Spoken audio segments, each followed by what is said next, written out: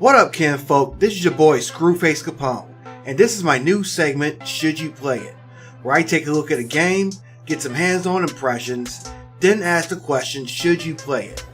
Throughout this series, I'll be taking a look at games for several different platforms, old and new, big name, indie, and everything in between. Stick around and check it out. You might find something new, or maybe I can help you decide on a game that you've been wondering about. On this first installment, we'll be taking a look at Agartha S, a puzzle platformer available on Nintendo Switch and on Steam. Should you play it? Let's find out.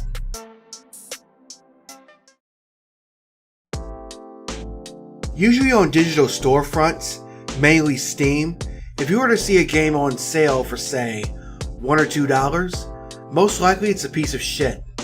Who can forget the digital homicide scandal, along with the dozens of Eastern European developed Unity asset flips that managed to creep up on Steam on an almost daily basis?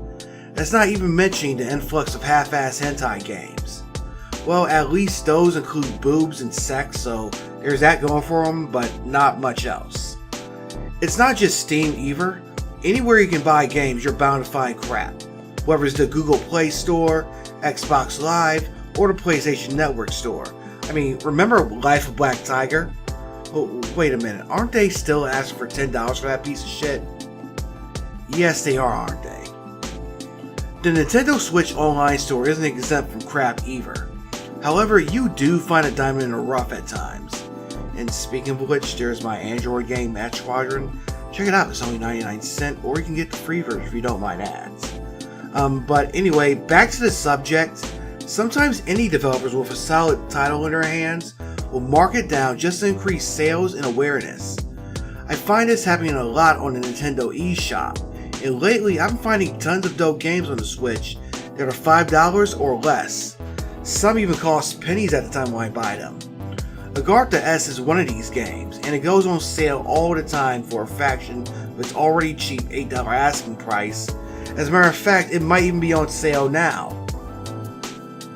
The best way to describe Agartha would be if you took the mobile game to Sandbox and added in platforming levels. Your goal is to get to the level's exit, which is shown on your minimap. However, what the minimap doesn't show is the amount of obstacles you have to go through in order to get to it. The twist here is that the game's particles react realistically to whatever happens to them. Heated water turns to steam, heated ice melts, frozen water turns to ice, rocks and dirt can fall and pile up when a hole is made above, wet dirt turns into mud, and rocks can become superheated when exposed to a heat source. The character you start with has 4 weapons: a regular machine gun, a flamethrower, a freeze ray, and a bazooka. The catch is that all these weapons and abilities have limited ammo and have a different effect on whatever surface it comes into contact with. Your flamethrower can melt ice, your machine gun breaks apart rocks, the freeze ray is self-explanatory, and your bazooka pretty much obliterates anything it touches. You have to be careful when using these weapons, as you can accidentally drown or suffocate yourself. There's an oxygen meter below your health bar, and it will go down quickly when you're buried in dirt or underwater. Also, there are enemies you'll have to contend with, including the occasional boss battle. The enemies tend to get in the way a lot, and things can get a bit frustrating, especially when you have to deal with the enemies along with the level physics. There's no way to heal, so your health bar can be depleted quickly if not careful. By collecting meat dropped by certain enemies as well as green gems that are scattered throughout the levels, you'll be able to unlock new characters in the shop. Each of these characters have their own abilities, and you can experiment with them to find new solutions to levels you already completed, or even uncover secrets. So, with all that said, I guess we're down to the $1 million question. Should you play Agartha S? The answer? Yes. Although enemy placement can make things frustrating and will no doubt lead to many needless deaths, the charm in Agartha S is found in its gameplay, which rewards experimentation and exploration. Also, there's a lot of stuff to find and unlock, and older gamers will love the pixel art graphics and chiptune music.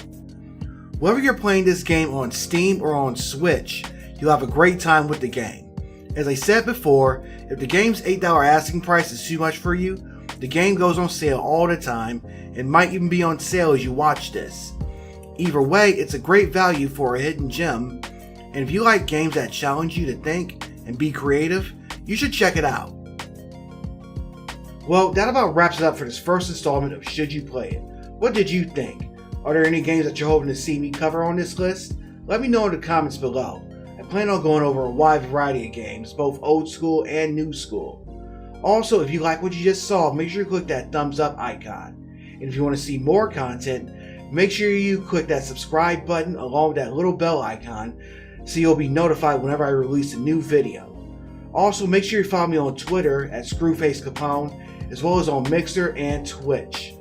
Anyway, thanks for watching. I hope to see you again soon, and I'm Audi 51000G.